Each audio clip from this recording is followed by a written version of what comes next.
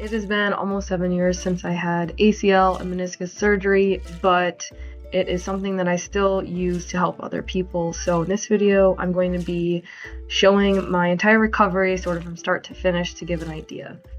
So first up, the first week after surgery, it was a really tough week and grueling, but I was able to remove my bandages. Just skip ahead if you don't want to see this because it's pretty gross, but things are still really swollen under there and really nasty and painful.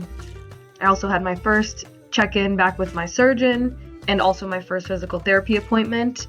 And I started working on exercises right away, which were very light kind of range of motion things at first. So I started these at home and I was going to physical therapy about twice a week starting after the first week.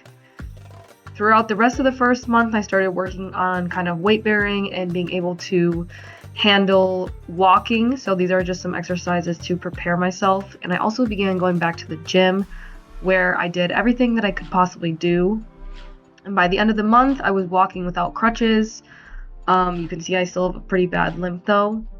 So during month 2, focus was on continuing range of motion work and also strengthening.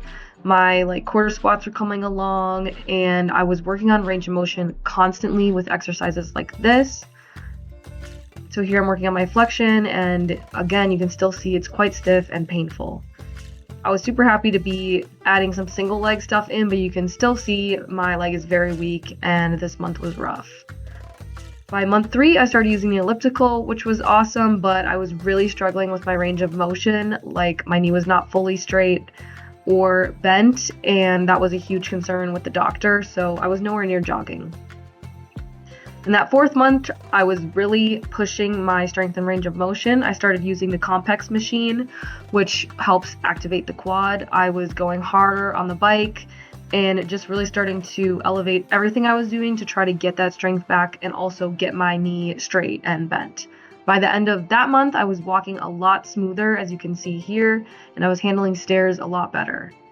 By the 5th month, she finally cleared me to start jogging, and I had been doing pool stuff before, but it continued to be a huge part of my routine where I was jogging first in the pool and stuff like that.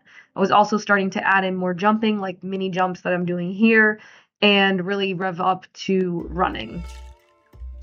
This month I also got to touch a ball for the first time.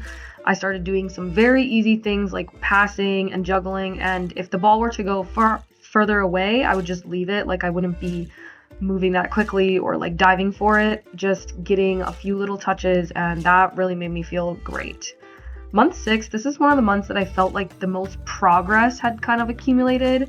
I finally was feeling like I was on my way somewhere and, able to do a little bit more with the ball on my own, able to run a little bit longer, a little bit more. Everything was just kind of increasing, and you can see my quad was coming back, but still had a long way to go.